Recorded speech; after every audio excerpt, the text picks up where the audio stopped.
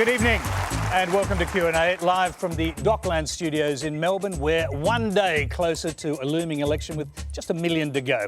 I'm Tony Jones and here to answer your questions tonight, Victorian Premier Daniel Andrews, Bank of Melbourne Chair Elizabeth Proust, Independent Senator Jacqui, Tasmanian Senator I should say, Jacqui Lambie, the Minister for Resources and Energy Josh Frydenberg, and feminist commentator and social media activist Clementine. Please welcome our panel.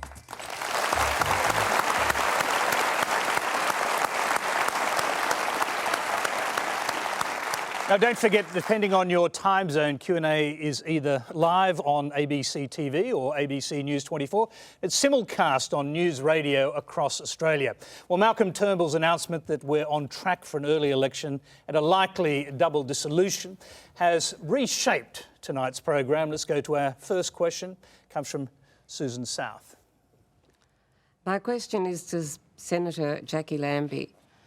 Senator, how will the Prime Minister's decision today to recall Parliament to push the Australian Building and Construction Commission legislation through the Senate affect your vote, taking into consideration that a no vote could cost you your position? Jacqui Lambie. Well, first of all, when it comes to legislation, I always vote on it depending on its own merits, so I want to make sure that's quite clear. Look, I've spent a lot of time on the ABCC. I've also spoken to the Law Council of Australia on numerous occasions.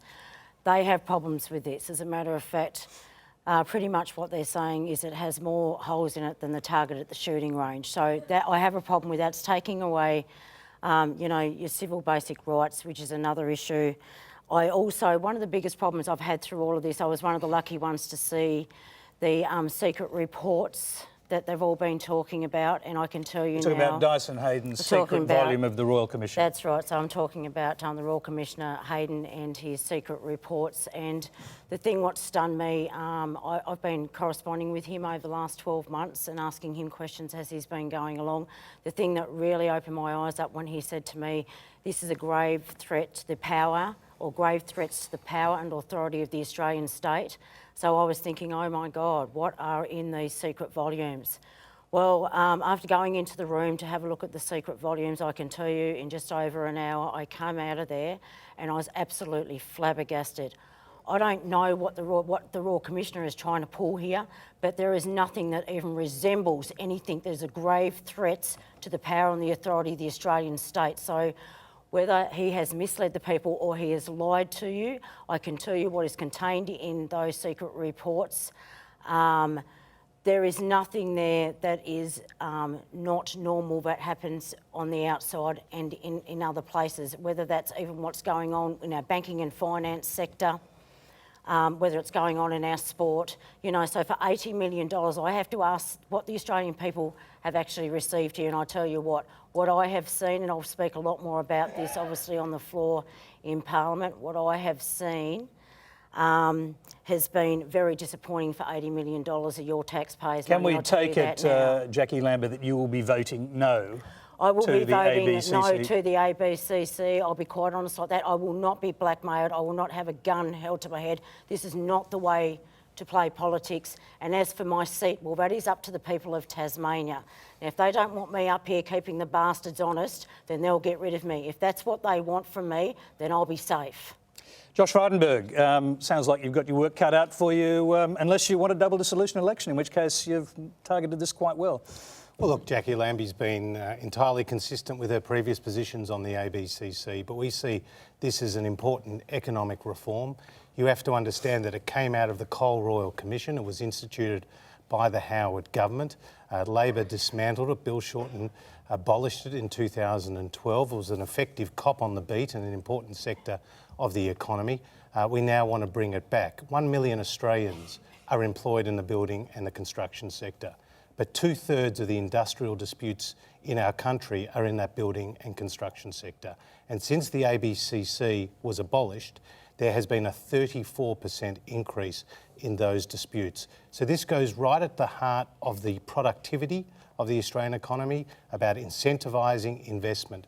Now, Dyson Heydon is one of Australia's most eminent jurists. He was actually appointed by a Labor government in New South Wales to the bench. He found that there was a systemic and deep cultural problem within the union movement of lawlessness, and he's referred more than 70 matters for further legal activity. I think this is extremely important, and the Prime Minister now, in a very decisive act, has put the pressure back on the Senate. All right, to the politics of this very briefly. Some of the crossbench senators, you would need 6 of them to pass it. Some of them are saying they might consider passing it with amendments. Jacqui Lambie not amongst those apparently, but some of them are saying with amendments. Are you prepared to amend the legislation in April? Well, Michaelia Cash, who's the minister responsible and has been a staunch advocate for this reform, has said that she's prepared to negotiate in good faith. So we're not closing down any doors, but what we're saying is that this goes to the heart of the future of the Australian economy. It is just absolutely critical that we rid this sector of the lawlessness that we've seen. The CFMEU here in Victoria have Are you run amok. prepared to amend the legislation? Well, send it back to the House of Representatives and then subsequently back to the Senate in April? That's the question. Well, Tony, I'm not going to preempt those discussions because I don't know what the amendments that are being proposed are. But you wouldn't rule out amending it and sending it back up to the Senate, which would mean quite a few days possibly in April, not just one. Well, Michaelia Cash has said she's not ruling out any changes, but she will negotiate in. So you could sit for a number of days. Well, the Prime Minister has put 3 weeks there for the Senate, which is a suitable amount of time. All right, Daniel Andrews, you've been listening to this? Well, it's interesting to have the Prime Minister calling an election, like no Prime Minister's ever done that before, called a decisive act. It's not a decisive act, this is politics. This is a bit of a half-smart wedge, frankly. I've got more faith, perhaps, than Josh and others in the Victoria Police, the Australian Federal Police. Anyone who's done the wrong thing should feel the full force of the law. We don't need a special one-out, particularly expensive watchdog to do that. And your own Productivity Commission, Josh, found that it had very little impact when it was there and very little impact afterwards. Elizabeth Proust, do you have a different view on the need for the ABCC? It's been in place under the Howard government. Tony, I think Clementine and I are the only 2 non-politicians on the panel. I think if I stand back and say what are the key issues that are facing our country today, I think the ABCC would be somewhere down that list. Important. We need to ensure that there is the rule of law on building sites and in unions, but is it the biggest issue that we're facing? I don't think so. So not a big enough issue to trigger an emergency election, a double dissolution election, in your view? I wouldn't have thought so. Clementine? Look, I'm inclined to agree. I think that for me, caring about the ABCC is so far down on my list of priorities. But not only that, what concerns me more about it is the fact that it seems like a really obvious ploy to vacate the Senate in order to install a new Senate that maybe will be a little bit more open to dealing with the government. I mean, there's no secret that independent senators have been a bit of a thorn in the side of both sides of politics, really. And for me, I feel like if it can be that easy to actually manipulate the system in order to change it so that it functions and fashions to support not only old parties, but support traditional politics and traditional ways of doing things. And that's something I'm much more concerned about than whether or not we have a watchdog. All right, our next question actually goes to this. It's to you, Josh Frydenberg, so I won't bring you in now. It's from Catherine Campbell. Hi, Josh. Can you please explain to us how strong-arming the Senate into accepting your ABCC legislation by holding the threat of a double dissolution over their heads is a fair expression of democracy? Given that the majority of your legislation presented to the Senate has been passed, is an obstruction a Senate, or is it just the government's inability to negotiate that's holding up your policy delivery? Well, Section 57 of the Constitution provides for resolving of deadlocks, namely when a piece of legislation has twice gone before both houses of Parliament, and in the upper house it's been blocked. That's what we are looking at here when it comes to the ABCC, and we already have that trigger when it comes to the registered organisations. Elizabeth said that there are more important issues in Australia. I'm sure if you sampled this room, there would be a lot of other issues that people would raise. But actually the cost of building your hospitals, the cost of building your commercial businesses, and if they go up, it's passed on to you, the consumer. The cost of residential housing is all linked to the productivity in the construction sector. So that's why this is absolutely critical. Now, we have had 2 royal commissions that have found real problems in this sector. And the CFMEU here in Victoria have run amok because they've paid more fines here than in any other state. The next larger number of fines that they've paid is in Western Australia, which is only a third of what they paid here in Victoria. Josh, I'm going to interrupt you there. The questioner has a problem. hand up. I'm going to go back to Catherine. Obviously, this is going to be a key issue when people have to decide whether it's worth going to election on it. Let's hear what Catherine says about your response. One of the things that concern me is more about the amendments as well. I've seen people from across the parliament say that they're quite willing to accept some kind of corruption commission. The issue they have is the scope of the commission that you're actually presenting. Would you really be willing to amend this so at least it covers more than one specific aspect of one industry? Well, like I said, Michaelia Cash, who's the minister responsible, is now going to enter into those negotiations with the crossbenchers, and we'll have 3 weeks of the Senate sittings potentially to negotiate this, and she will approach it in good faith. But we're not going to end up with a piece of legislation which is Swiss cheese. We're actually going to deliver on what the Royal Commission had approved of, and contrary to what Daniel said, what the Productivity Commission has ticked off on, and contrary to what Elizabeth said, what big business and small business and others have been calling for, this is a key economic agenda item for the Turnbull government. I was going to throw to Jacqui Lambie on that, just you, and then we'll go to our next question. So, yeah, you're right on the button, and so most other Australians, because what it needs is a national ICAC. What they've done is taken out a minority instead of looking at the majority of corruption that's going on around Australia. And like I said before, whether that's banks, politics, sports, in our Defence Force, and that's what should be sitting at the top, looking at everything, not just a small amount of it. That's the first thing. The second thing is we have not been obstructionists. Over 75% of the legislation has been put through the Senate. We've done $30 billion worth of savings, and the $32 billion that are still sitting there, they are still sitting there, and refuse to put them through because they will hit those that are sitting, those people that are on or below the poverty line, and that's exactly who that will sit. The only thing they're taking to this election, and I'll tell you now, is they will increase the GST. Okay, they will increase the GST. They're going after our Medicare system, and they're going to chip away at that like they've already tried with the $7 co-payment, $650 million out of their pathology cuts. They'd have to have another election to increase the GST, wouldn't they? Because no one would do that without a mandate. Do you know what? The Liberal Party can go and do what it wants, and if it has the majority in both houses, I'll tell you what, Australia, you're in trouble. You're in real trouble. And anybody that's sitting on or below that poverty line, you're finished. I'm going to go to our next question. It's from Nathan Fioretti. Hi, my question's for our Premier, Daniel Andrews.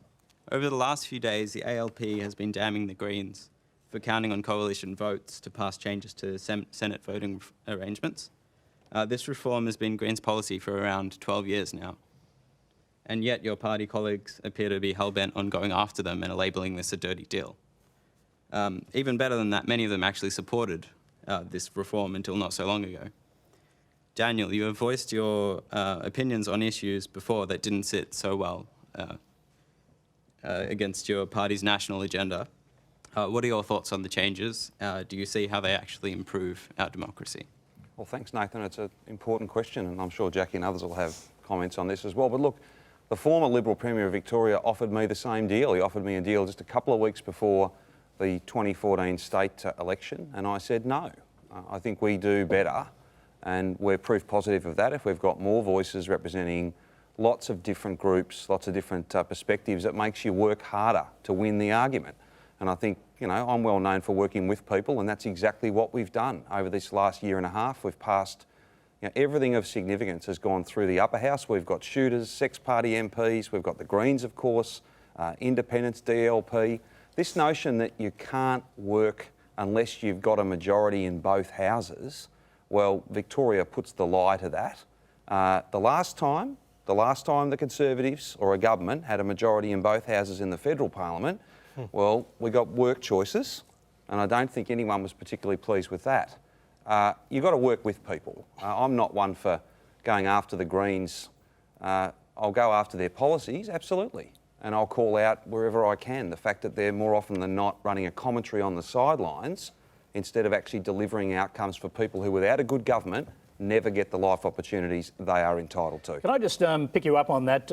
Surely in government you wouldn't welcome a situation where people with a handful of votes can get to hold the balance of power in your upper house due to the efforts of vote whisperers and very complex preference deals. This is what the reform is dealing with. Do you really think it's a bad reform? Well, I think you're getting very close to this line where, you know, did the community get it right or did the community get it wrong? I take the view that when it comes to elections, whether it's every 3 years or every 4 years, the community never gets it wrong. But do you think, in this case, do you really think the community had any idea that you could get a senator delivered with 500 primary votes? Well, I'm not here to advocate on behalf of small parties. That's not really my job. Seem to be doing it. Well, I'm very keen to make sure... what I'm doing and what I do every day is work with the upper house that the Victorian community gave to me, and I'd encourage Malcolm Turnbull and Josh and others to work more effectively with the Senate that the Australian people gave them. As far as I can see, the Senate, with Labor Party votes and the votes of others, have stopped Medicare co-payments, have stopped enormous cutbacks. Remember all those cutbacks? No cuts to health, no cuts to education. The Senate has been a break against that. How's that a bad thing? How's that a bad thing at all? Elizabeth Proust, what do you think? Good reform, bad reform? I think it's good reform. I think I think that I hear what the Premier's saying in relation to having all voices, but with the preference whisperers and what happened in the Senate last time around, I think it doesn't represent the Australian people, and I think it was an overdue reform which I would support. Clementine Ford, what do you think? I think that there are reasons to reform the Senate voting system, of course. You know, I consider myself to be an educated, politically engaged person, possibly more so than many other people and less so than others. But, I mean, even I get flummoxed looking at that long, long list of people to vote for. And I think that if you're not engaging people in the proper way, and if you're not engaging them in a way that they feel like they're a part of the system as opposed to being confused by it, then you run into problems. But I also vehemently reject installing any kind of system which makes it possible for only members of traditional parties to become members of the Parliament, because I think that, as Daniel says, I think that diversity is really important. It's very clear to me that the idea of meritocracy is a complete myth. People who say that we're living in a meritocracy and that people who have merit are elected to the Parliament. I mean, even if you take out the fact, sorry Josh, but take out the fact that Peter Dutton is our immigration minister, and that to me signals a complete denial of the fact that we live in a meritocracy. But even if you take that out, it's simply not true that people with the most merit are elected into government. All of the people who are elected into government, particularly with the major parties, are done so in preference deals amongst the party rooms themselves. That is all decided before the voters even go to the polls. So for me, it is important to have reforms to make the system more accessible to people. It's important to make it something that they can actually engage with intellectually. But I'm very opposed to making it easier for people who come from traditional party backgrounds to be able to dominate and freeze out that diversity of voices. Jacqui, Lambie, what do you think? Because, you know, in reality, and particularly if Michael Kroger is right, you might end up with a number of Senate seats in Tasmania, so it's hardly going to be freezing you out if that turns out to be the outcome. Oh, with a double D coming up, I tell you what, it's like a Tats Lotto draw on a Saturday night. She'll be open-ended. Looking forward to that. It's a much smaller quota, though. You've got a more than even chance. Yeah, I think, look, we do need electoral reform. I think we've all come to the conclusion, is this the right fit? I don't think so. Something that was rushed through, and I know that they said, oh, we've been sort of doing bits and pieces over the last 2 years, but then all of a sudden it was sitting in front of us. You know, I felt like that was a bit of an ambush. There was some massive issues brought up during that 36-hour marathon that we ran. One of the biggest one was the compulsory 1 to 6 above and below the line, and apparently you can get away with just voting one. They've told me that there'll be no criminal charges if you want to give out how to vote cards. It just says vote 1 the JLN, vote 1 the JLN, that's right. And or you can put vote to whoever you want next to you. So can you not turn that's this a bit of a problem. political... I'm working on it. I don't get freebies very often. By the way, the JLN is the Jacqui Lambie Network. Yes, it is. Is it still going to be the Jacqui Lambie Network? Are you happy to have your name associated with a political party? Same way that Clive Palmer had his name associated with a party? No, after this election, we're going to look at hopefully changing to something like the Australian Independent Network, because Look, it's just easy because I have that brand name now. I don't have enough time to change it over. I've only had a short period of time, but as soon as I can offload Jacqui Lambie out of it, I'll be very grateful for that. I just think it opens it right up for anybody. They'll feel more comfortable walking into a network and having a fair go at politics. The other thing is, in amongst all this, with this being called and a double D maybe, there may also still be a High Court challenge. Okay, this is going to turn into absolute chaos. It will turn the country into turmoil. So the next few months are going to be critical. And really, I can't tell you exactly where it's all going to go, but it's looking really messy. If that High Court challenge gets up and moves quickly, then this next election, it's going to be all over the show, and that scares me. That's not good democracy. Josh Frydenberg, you must have been anticipating that possibility. Look, we know that Bob Day is challenging this, but we're very confident of the constitutional grounds here. You have to understand that this change to the Senate voting system came out of an extended report by a parliamentary inquiry. It was bipartisan. The Labor Party's spokesman on these issues, the Shadow Minister Gary Gray and Alan Griffin, supported it. When Gary Gray had a differing view to the caucus down the track, they removed him from that position. 96.5% of Australians who vote above the line. But you get a situation, for example, in Victoria, where Ricky Mule got 0.5% of the vote and he got a seat in the Senate, whereas Nick Xenophon in South Australia got 25% of the vote and he also only just got one seat. So you really have... Would you have a double dissolution, you might get 3. Absolutely right. So you'll have a brand new crossbench, maybe as many crossbenchers, but from different parties. But you're basically empowering the individual to choose where their preferences go, because when people previously, Clementine voted, they would just write 1, but they didn't know where all their preferences went. Okay, look, I'm going to move this on because we've got quite a lot of questions to get through. The next one is from Elizabeth Chacko.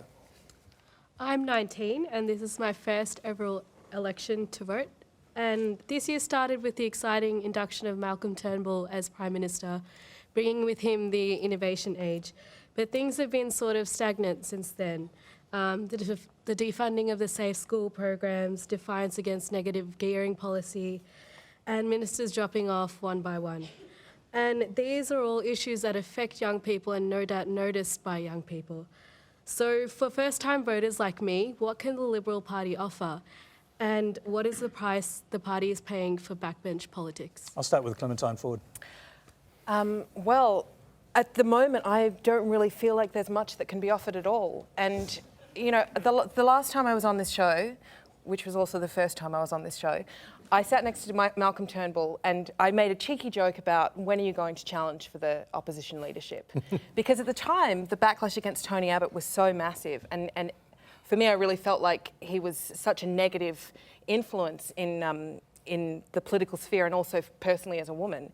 And I think that we all had these high hopes that Malcolm Turnbull would be elected and that everything would change. And so I feel not only incredibly disappointed that that hasn't happened, but also disappointed that I was naive enough to think that it would happen. And it upsets me that a first-time voter like yourself could already be disillusioned with a system that's taken me 15 years longer to become disillusioned with.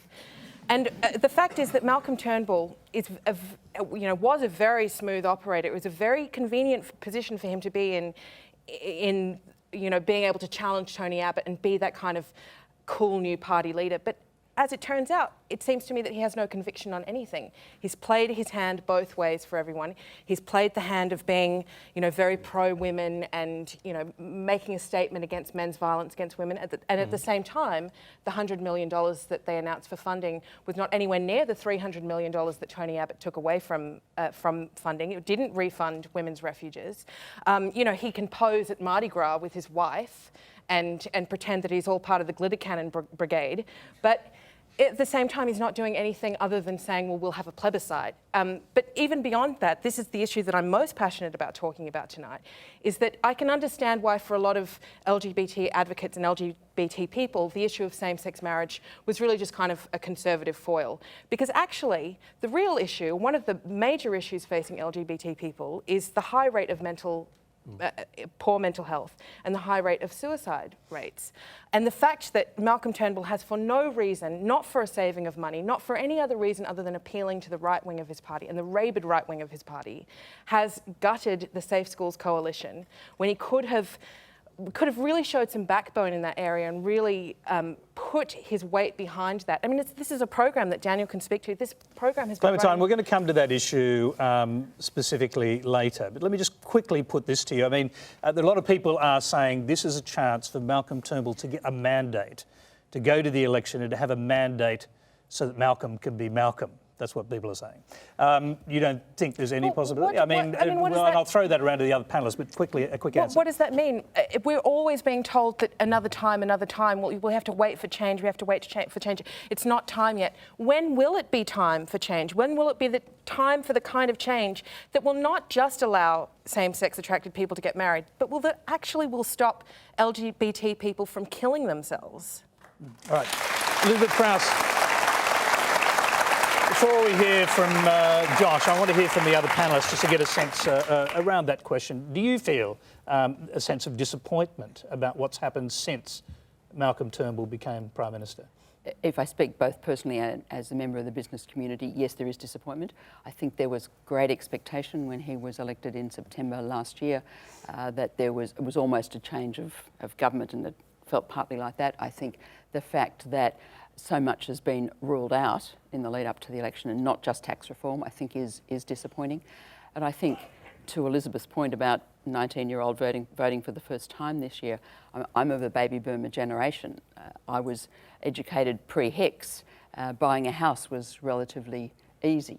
And I think these are very different times. And I do think that we have to have a national conversation, for want of a better term, about the economy, about sharing the cake, about making sure that the country continues to grow and prosper, so that everybody is assisted with that. And I think that when I talk to young people, not just the issues that Clementine's raising, but a raft of issues, buying your first home, paying back HEX debt, those sorts of issues, very much on people's minds. Do you think, is there any sense from people of your generation that, and within the business community, that perhaps the whole housing boom went too far because negative gearing changes would tend to bring down house prices? And of course, that's the accusation being made against the Labor Party, that their policy would do exactly that. Are we in a situation now where it's the people who have houses versus the people who don't?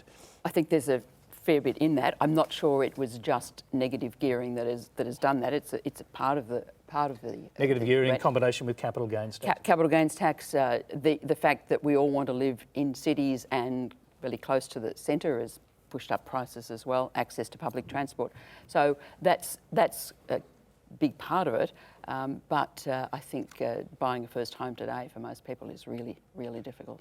Daniel Andrews, can you speak to the question, really, which was about Malcolm Turnbull, the promise of Malcolm Turnbull, and now we're going to an election, the reality? Well, Elizabeth spoke about a sense of stagnation, that things had not unfolded as we were told they would. And look, there was, all of us, I think, almost regardless of party politics, the more positive tone was a good thing. Speaking up to people, speaking to people with an assumed sense that people are smart, because they are. That sense of let's be agile and all that positive language, but it's not been backed up with anything.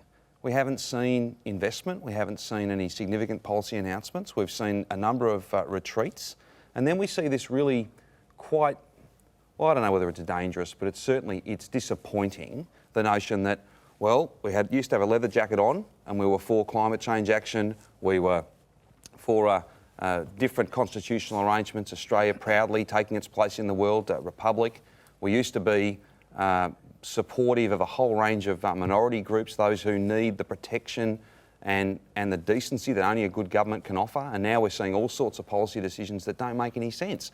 If you're for things, be for them, be consistent, and do some things. Get on and do some things. That's what national leadership is about. And I think there is a growing sense of disappointment that the positive words, I like the way he talks, I like the way a lot of the things he says, but he hasn't been doing very much.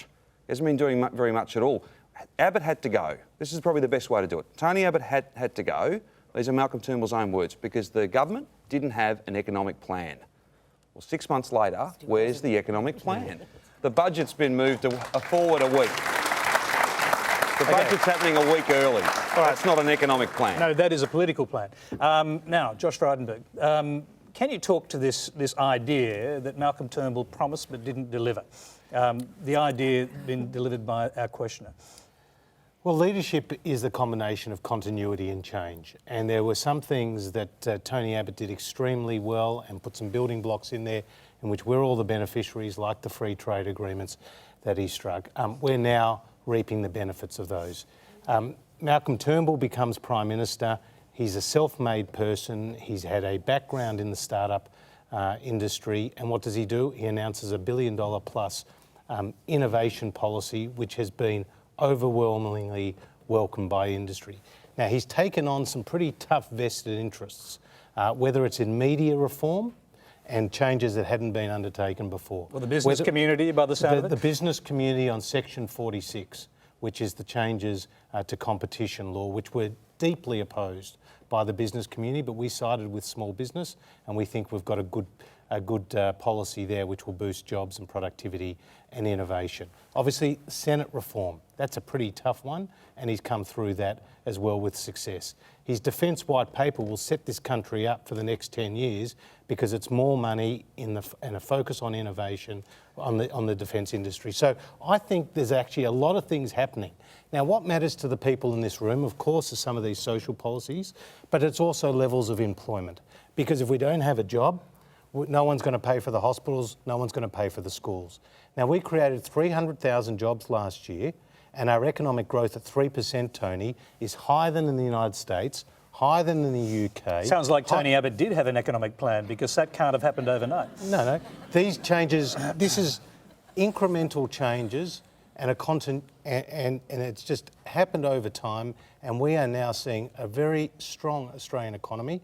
I mean, people in this audience would know we're in our 25th year of consecutive economic growth. Can I just on the politics of this? Does that mean that there was economic growth while Labor were in power then? Sure, absolutely. Just wanted to establish that. Absolutely. There are some good Labor leaders. I mean, Bob Hawke. Josh Frydenberg, the question of a mandate has come up. It came up, Arthur Sinodinos actually raised it yesterday on The Insiders, and he said that if he'll have a stronger mandate if he wins an election, his new government would have the capacity to stamp its authority on all sorts of issues, presumably issues which he hasn't been able to stamp his authority on up until now. How important is it for him to have his own mandate to start with?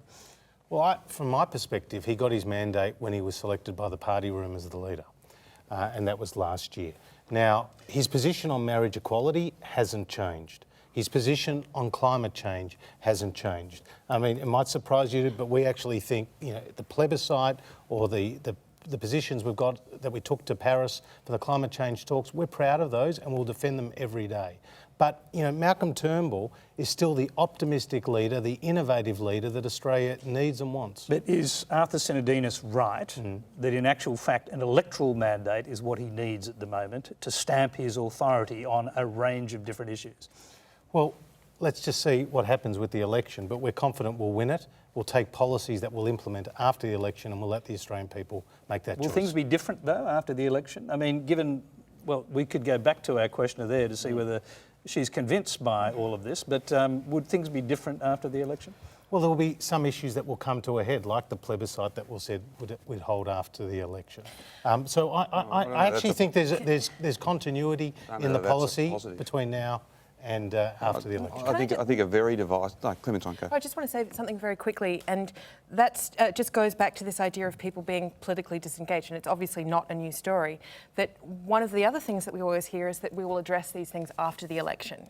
So it seems like for a first-time voter that to address things constantly after the election. I mean, it makes me actually feel very sad that you're sitting here and saying Malcolm Turnbull's position on climate change and same-sex marriage hasn't changed.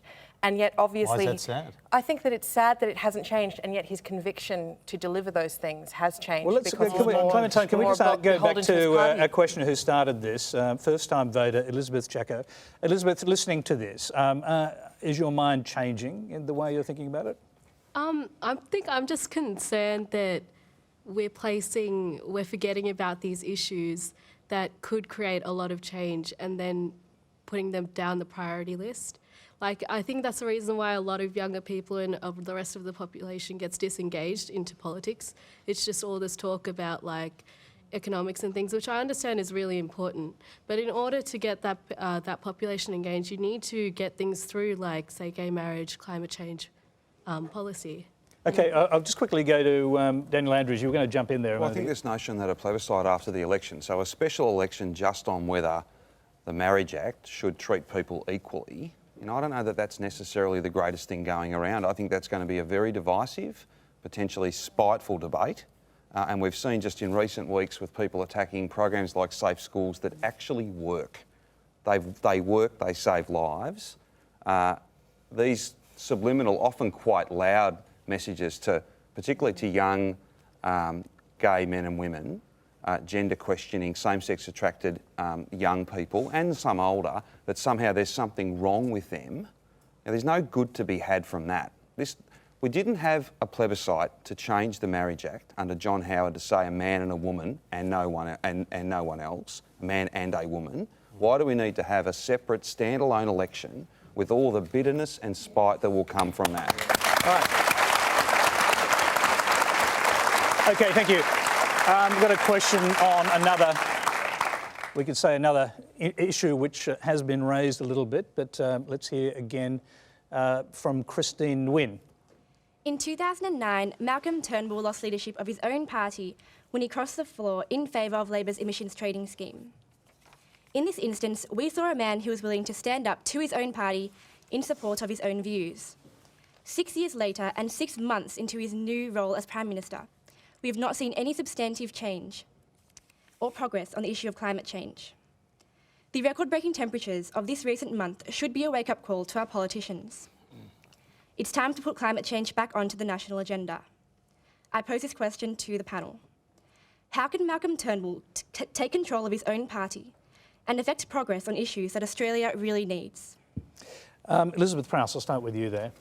I'm not going to make a political comment on that, Christine, but I think climate change, certainly in general conversation and within companies, is very much on the agenda. I said some time ago, I don't know anybody who doesn't believe that climate change isn't real. It is happening, and you've talked about some recent events. I think that, Josh, you want to obviously talk about Paris and what happened there, but I think it's not been as obvious as some other issues in recent times, but I sense that it's still perhaps not towards the top of the political agenda, but I know in the business community it's very much a part of how we do business. And is the business community satisfied with the way in which this government, Malcolm Turnbull in particular, has handled this issue? I think on that and on the innovation statement that Josh also referred to, I think they're some of the things that give business confidence that we are moving in the right direction. Jacqui, Lambie, I haven't heard from you for a little while. I'll bring you in on that issue. Yeah, look, we can't stop climate change. Okay, so what we need to do is we need to prepare for climate change. That means making sure that our SES is out there really well stacked. Our emergency services are out there, they're really stacked up as well. Voluntary National Service, certainly look at doing that. The other thing is, I have no problems with an ETS. However, I'm not prepared to go into those agreements until our other trading partners are doing the same thing. Otherwise, we're the ones that are going to be putting out like we did last time, and others aren't contributing, and therefore it's costing us more. But you know what? I won't. When it comes to climate change, what I won't have is pensioners paying more for their electricity. Okay, because that's not on. Josh Frydenberg. Well, there is a huge amount happening with the government's approach to mitigating carbon footprint. The target we took to Paris, which was to reduce our emissions by 26 to 28% on 2005 levels by 2030, saw the second highest target taken to Paris on a per capita basis. So it was extremely significant. Now, how are we doing it? We have an emissions reduction fund, which is looking for the lowest cost abatement. It's actually a market-based mechanism where we go out to businesses and we say, if you reduce your emissions below business as usual, we'll incentivise you to do that. We have billions of dollars of your money going to support new renewable technology through the Clean Energy Finance Corporation and through ARENA. We have a national productivity plan to boost energy efficiency by 40% over the next few years.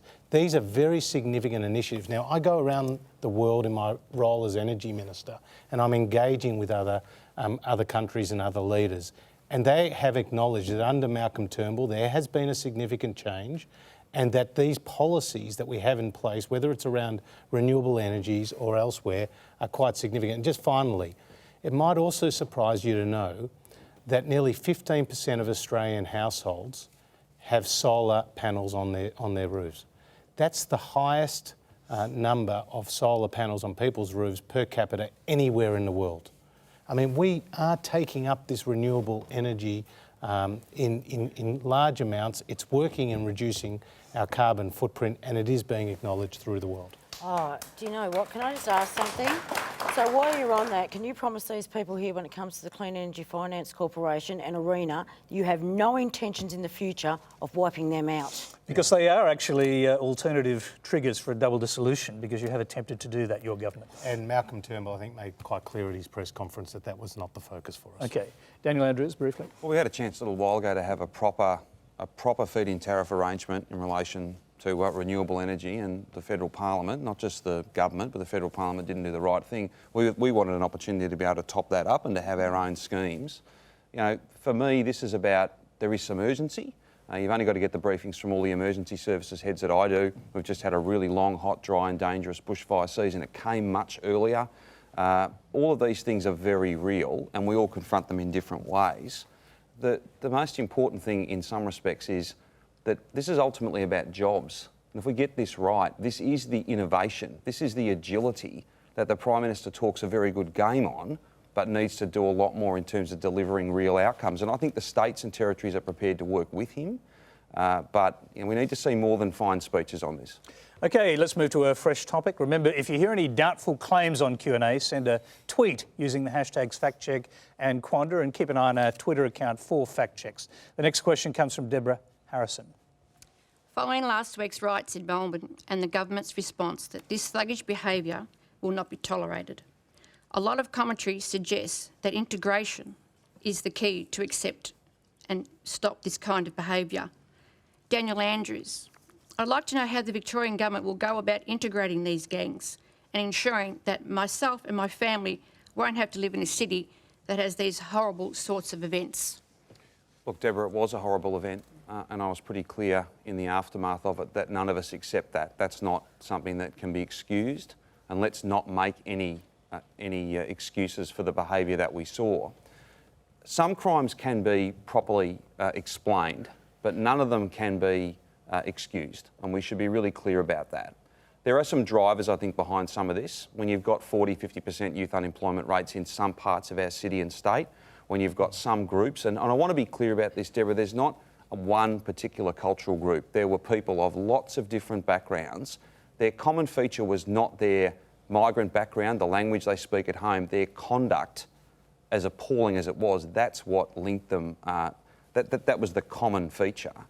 We need to be tough on this, and I've said that Graham Ashton, the Victorian Chief Commissioner of Police, will get any and all resources and powers that he needs to smash this gang culture, but we've got to do it in a very Victorian way, if I can say this, and at the same time engage properly with those young people, give them in their life and their journey a sense of hope, the skills, the training, the employment opportunities, the engagement, if you like. We're doing a lot of that. You know, we don't invest in TAFE just for the fun of it. We do it because it's really important so that everyone can have a pathway. We invest in lots of targeted programs. Our diversity is our great strength, in fact, probably our greatest strength. I don't like the term, I'm not one that uses that kind of integration talk. What I would say though, everyone needs to have a sense of hope and purpose, but also people have to know with absolute certainty, if you choose to break the law, then you will feel the full force of the law. I think we can do both those things at once. Just to clarify this, are you saying this is not an issue to do with integration? No, well, I don't think it is at all. I think there are issues around economic connection, if you like. Some of these kids, and they were from many different cultural backgrounds. That's just the fact. The common theme was their conduct, and it wasn't done in the name of their faith or their culture or their background, if you like. It was a choice. No one had to do it. It was a choice. And the vast majority of people that have come from a war-torn part of the world, the vast majority of people who have had disadvantage in their life don't behave that way. So let's be careful not to excuse this by rushing to all the things we have to do yes, there are important things the government can do. One of them is to back police to make sure that there is a very strong signal sent that if you behave that way, then you will regret behaving that way. And then let's, in a sophisticated sense, get the other policies right: education, training, engagement, so that everyone's got hope and purpose in their life to make the contribution that everyone can. Okay, we've got another question on this. It's from a slightly different perspective. We'll go to that and hear from the rest of the panel. It's from Aoife Nicholson. Are we as society so focused on race that we are forgetting another commonality between the perpetrators of this act of gang violence and almost all other instances of gang violence in Australia? All of the gang members appeared to be male. Does Australian culture have a problem with how young men are taught to mediate their disagreements? Clementine Ford. I was thinking exactly that when Daniel was answering the previous question, was that for me, words like integration are just a dog whistle to inspire racism in people and to excuse racism. And yet if you do say something like the other commonality is the fact that they're all men, and in fact that's a much more prevalent commonality amongst gang violence and amongst thug-like behaviour, if you want to call it that. It's probably the incorrect word to use. But there's a backlash against identifying it as coming from masculinity and coming from a very specific form of toxic masculinity as well. Obviously, men aren't born being violent, but there is something, I think, in the society that we live in which breeds a sense of entitlement, which breeds a sense of retaliation, and which also, in Australia, is, there's evidence to suggest that men's violence is a problem. So often women are told to protect themselves in certain ways. Don't walk down this street, don't wear these clothes, as a form of victim blaming to project the cause of violence onto the victims of it. But actually, the people who are at most risk on the streets are other men from men's violence. So I think that, and one of the things that I try and do is to talk about the problem of men's violence, not to demonise men, but to think about how we can, as a community, look for solutions to actually, as Daniel said, give men not only a sense of purpose, but also remind them that actually this entitlement that has been fed to them by, I'm going to use the word patriarchy here, it scares some people, but the entitlement that has been fed to them by living in a patriarchy is actually unhealthy, and it's not helping men, it's not helping anyone who's victimised by men's violence, and it's really the elephant in the room that very few people are willing to talk about. Jacqui Lambie, I'll bring you in here. The riots, we've got two different perspectives on what the problem is. One is a question about integration, one about whether this is a problem intrinsically with men. What do you say? Well, first of all, we do need federal laws which target organised criminal gangs, but I'll tell you what, the last few weeks, both on the news and on YouTube, I've watched teenage girls out there beating the crap out of each other. So it isn't just with male. Okay, I can tell you now, I walked through the Kmart Plaza in Burnie on Saturday. I'd walked out of a shop and I could hear running feet and a heap of yelling. There were 5 kids, probably between the ages of 16 to 18. Something had happened outside shopping centre. Someone had run in for safety, the rest ran in, and I tell you what, I had old people standing around and young kids, and these 4 or 5 teenagers were about to belt each other. Now, for me, I had no choice. I've got to walk through that and stop that, which I was able to do. I was very, very lucky this time to calm it down. So I don't think it's just about organised crime. Our young people out there don't have jobs, okay? They've lost their way. They've lost respect for themselves. They've lost respect for society. How many times can they get a knockback from jobs? If you don't give them jobs, then this is what you're going to create. You've got to break the cycle. And this is what leads them into these organised criminal groups in the first place, okay? Because they feel lost, they want somebody to take them in, and then this is how they're driven in there. So really, we need to provide these kids. If you're not learning, earning, or serving, then I am concerned about you. And they are the only 3 options that these teenagers and those anywhere between 17 and 25, because they seem to be the biggest group unemployed right now, and we need to do something. And we're not providing extra jobs out there, and that's the problem, and that's why it's chaotic. Yeah, I actually want to hear from Elizabeth. I'll come back to you in a minute. Elizabeth, if there were going to be a series of, if you were actually going to rank the big issues in this election, the ones that may not get spoken about as often as they should, youth unemployment would be right up there, wouldn't it? Maybe number 1 or 2. It certainly should be. Certainly on the fringes of our cities and some of our regional cities, the unemployment nationally might be 5.8%, but for young people it is very high, more than double that, I Keep think. going. And that means that the opportunities that we've had to work and to earn and all of the things that go with that are not available to too many young people. And TAFE has to be part of that, but then so does growing the economy so that everybody shares in that and jobs are available. And as jobs disappear, and they will in this state, car manufacturing industry in the next few years, but we have to be able to ensure that the environment is right so that the new jobs, and they're many of them, hundreds of thousands of them in recent times, have been created in financial services and services generally. But we have to ensure that young people have the training and the skills to take those jobs on. Josh Frydenberg, Daniel, I'll come back to you in a second. Josh Frydenberg, if we're going into an election campaign, it would be quite comforting, given what we're hearing here, to know that one of the first or second sentences spoken by every campaigning politician from the Prime Minister on down was about the national crisis in youth unemployment. Any chance that might happen?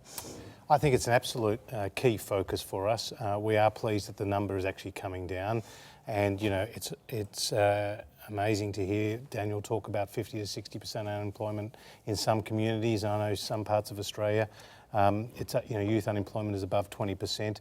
So it does need to be a bipartisan approach to getting youth unemployment down. I think the events in Victoria were absolutely appalling, and I think the zero tolerance that we need to take to this is very important. I don't think it's merely an issue of race, although I have noticed people, for example, in the Salvation Army have raised challenges that they're finding with new immigrants in terms of how to provide for them in new surrounds and when they come from war-torn backgrounds. But this is a national problem.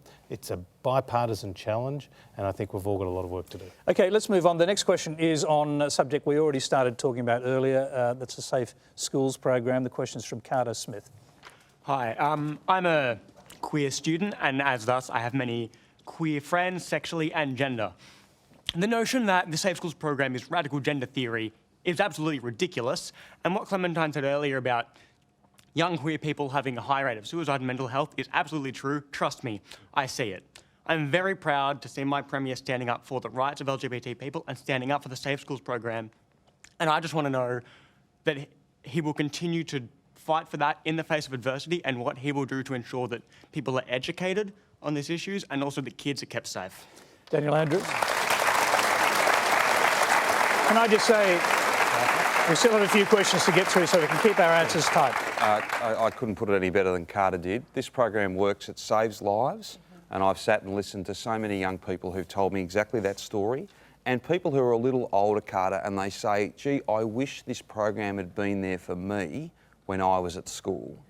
It works, it's here to stay. If the federal government wants to tinker with it and compromise it, we will fund it fully and deliver it properly in every government secondary school across our state, no questions asked.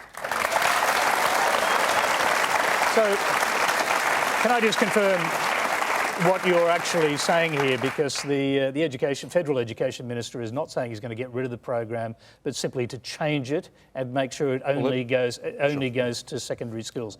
Are you going to fund it for primary schools? Our commitment at the election last year, in 2014, was to roll it out into every secondary school, and that's exactly what we're doing. And we'll continue that until we've got every school running this program, and every school is a safe place where everyone gets treated equally, and where who you are is good enough. No more, no less. You're valued, respected, and you're safe.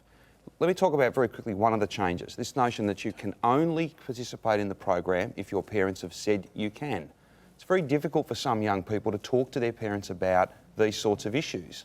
And the notion that you've got to, according to the federal government, you've got to come out to your classmates with no support, you've got to come out to mum and dad with no backing, no proper support, in order to be part of this program. That doesn't make any sense.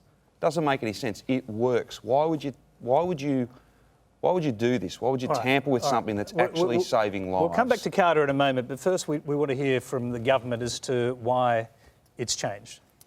Well, I couldn't help but be moved by Carter's comments, and I totally understand the amount of self-harm and mental illness that we see in young people with gender identity issues, and it's a very serious challenge. That being said, the government has identified some problems in this particular program. It's got quite a controversial concept, and accepting the fluid nature of gender.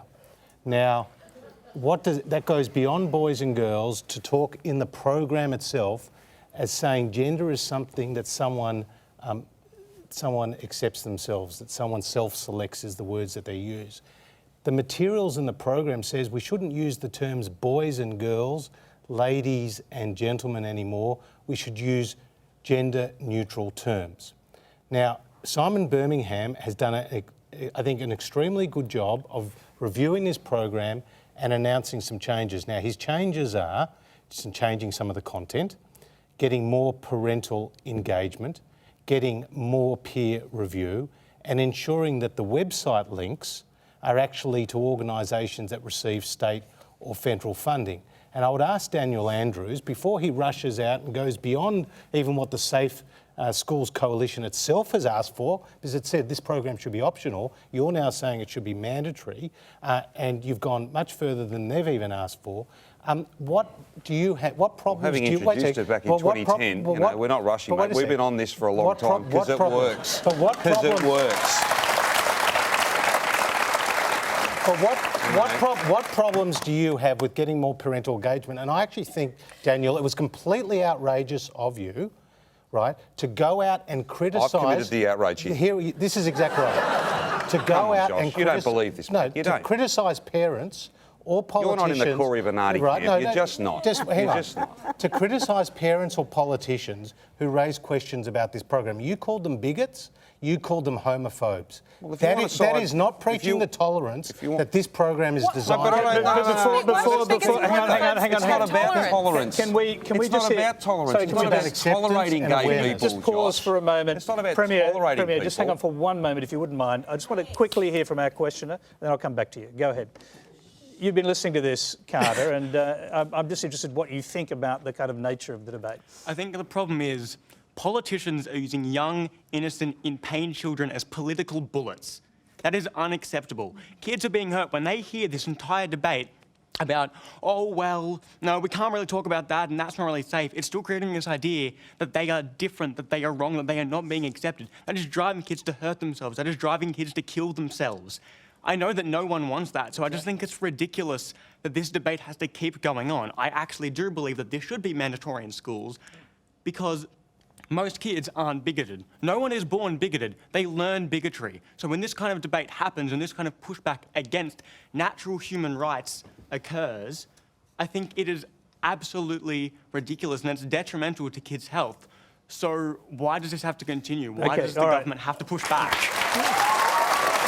Okay, hang on, Clementine. I can't do any better than that. Okay, Clementine, briefly, and then Josh. Thank you very much, Carter, for a start. It's really nice to hear from someone who's actually part of the LGBT crew on this issue, as opposed to a panel of people who are not necessarily connected to it. Secondly, sorry, Josh, not to pick on you, but it's not gender identity issues, because the language does matter. Issues implies that there's something wrong, which is actually what Safe Schools is trying to challenge. I believe as well that the Safe Schools program should be mandatory, and this is what it comes down to, is that absolutely nobody is going to be hurt by teaching kindness, by teaching not tolerance is the wrong word, but by teaching love, by teaching an embrace of diversity, and by actually teaching that people come in all sorts of different kinds of packages, and that there's nothing wrong with that. There is nothing wrong with trans and gender diverse kids, and there's nothing wrong with LGBT kids.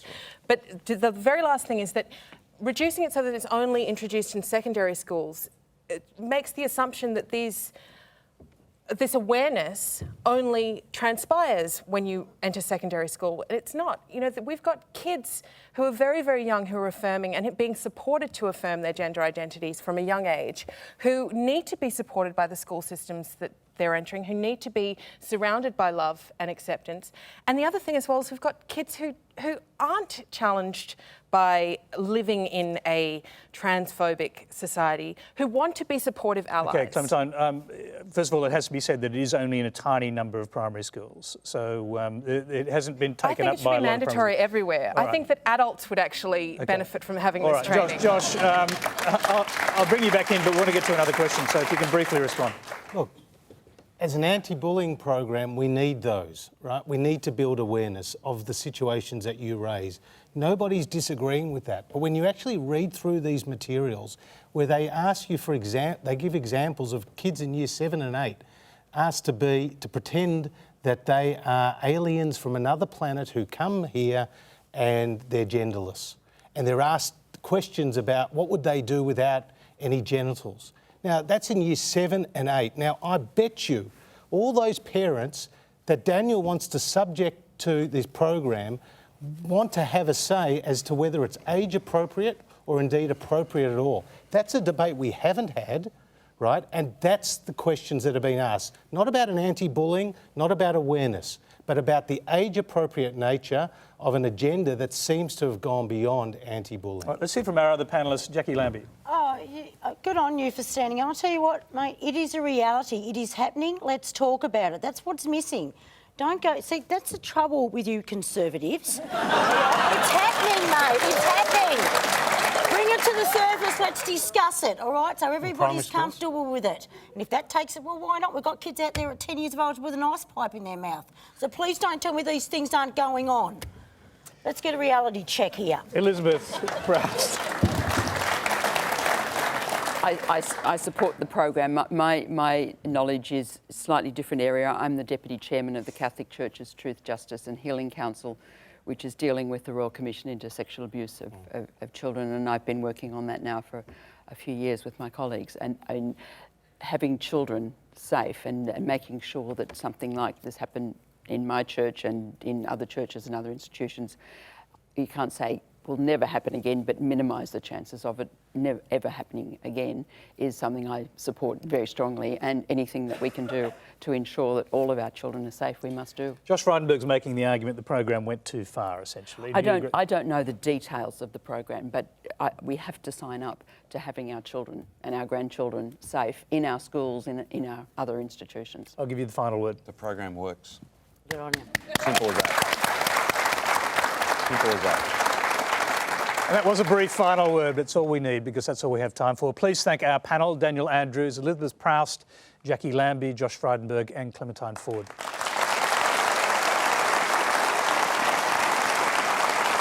Thank you very much.